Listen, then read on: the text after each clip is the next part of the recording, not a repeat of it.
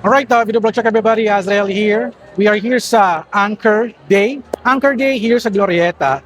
So sabi nila, after 15 years, ngayon lang ulit sila nagkaroon ng event here in the Philippines. I'm very happy to see dahil Soundcore Liberty user tayo. Yung earbuds sila na may active noise cancelling, which is super recommended. Nagamit ko ito since mga last year na. So we are here sa Soundcore booth. So may mga booth sila dito featuring Anchor, Eufy, and Soundcore. Different kinds of tech and gadgets na magamit nyo sa bahay. For example, kay Eufy, meron sila dito nga parang wearable na breast pump. Meron silang mga power banks and also meron din silang CCTV camera and kanilang robo vacuum at electronic weighing scale. Kumbaga, nakita ko na bumababa na pala yung aking timbang. Also, pagdating kay Anchor, they have a free super fast charging services na pinapakita nila yung fast charging feature ng kanilang Anchor power bank. And also, we are here sa Soundcore checking out their headset, speakers. Also, itong Soundcore na headset na to, nakuha to kanina. Nung sinuot ko, wala akong marinig. So, very amazing. So, one of the highlight here is the new Soundcore earbuds sila. Sabi nila, the earbuds that think, nag-isip siya. Dahil itong earbuds si Soundcore ay merong AI chip, AI technology.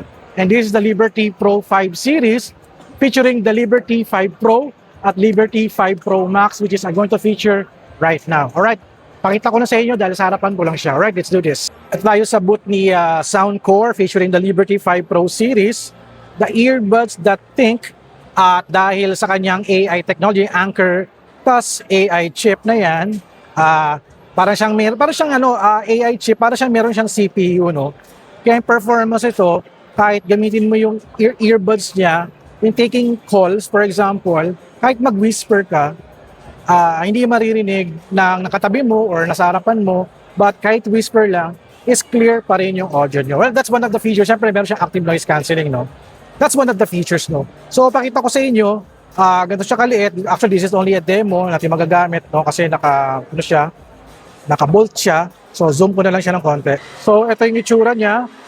The difference of the Liberty 5 Pro is meron siyang screen dito, ayan, featuring the battery nung casing, also left and right battery na rin din. So paano i-open to? Slide mo lang to pataas at makikita mo yung percentage ng battery. The left is merong 72%, yung casing is 100, the right side is 100%. Dahil kinukuha to palagi at doon natin nakikita na nababawasan yung kanyang battery, But this is very nice. Unfortunately, di ko masya matatry, kasi baka may gumamit ng ibang tao, pinasok sa tenga nila. But, according sa presentation kanina, this is one of the most high-tech earbuds na ginawa ni Soundcore at napakamura lang ng kanyang price. I think this one is around 9,000 yata, I'm not sure, So, pakita ko na lang sa screen kung magkano yung SRP nito, This is the left earbud, this is the right earbud. So, pag kinulose mo na yan, mapapakinggan mo na siya, Gusto ko siyang i-try, kaso natatakot ako ba magkaroon ako ng ear infection dahil marami ng tao nga naghawak nito at suotin. At least meron pang play button dito, You can play with it.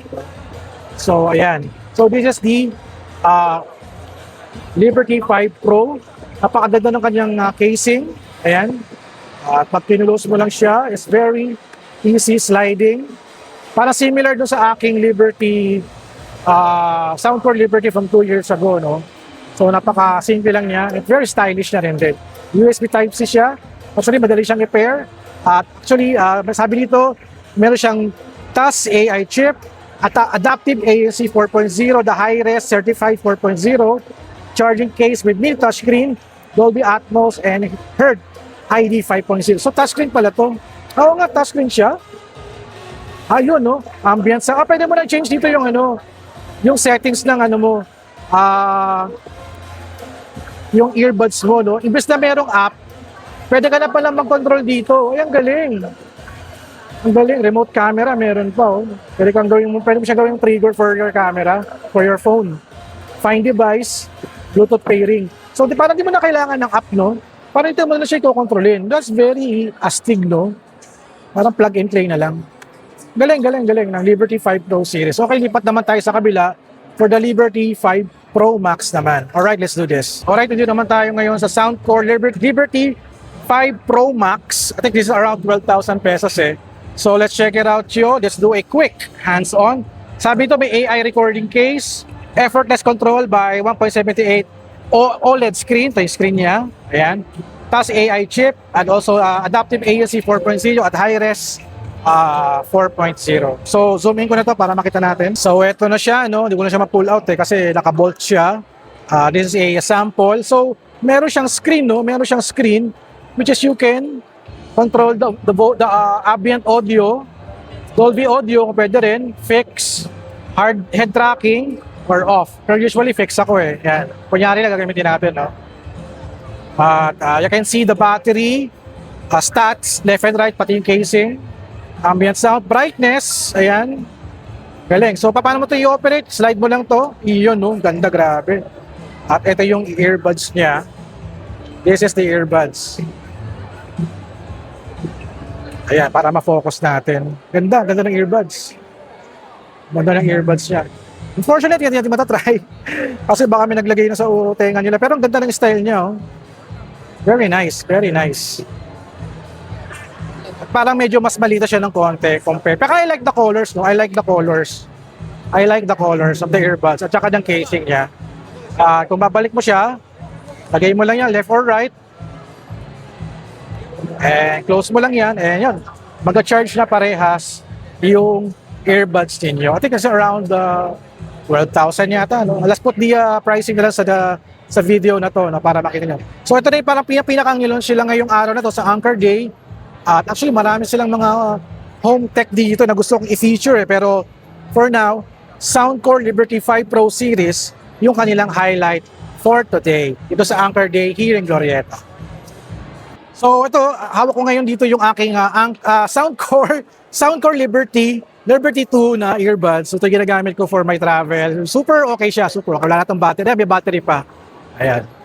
So ayun, that's it lang ang ating video for today here sa Anchor Day Glorieta. Sana every month may ganito kayo, no? Para we can explore yung mga meron kayo. Dahil si Anchor is one of the best power bank maker in the world. So nakikilala lang ngayon siya. And also si Soundcore finally. Si Soundcore nakikilala na rin din dahil 2 years ago ko pa ito pinopromote. Natutuwa naman ako na ito kasi medyo mahal to pero meron mga version na mas mura. And seeing their technology evolving, kahit mataas yung price niya is maganda yung tech na Philippine, lalo na yung mga AI na. So ayun ang end of my video here. So happy Anchor Day sa inyong lahat. Unfortunately, hindi one day lang tong Anchor Day. So next time kung meron, puntahan nyo na. Alright, so this is Azrael. So thank you guys for watching. Don't forget to subscribe, like, and comment. I'll see you guys on the next video vlog adventure. Okay. Paltan nyo na tong Soundcore ko, please.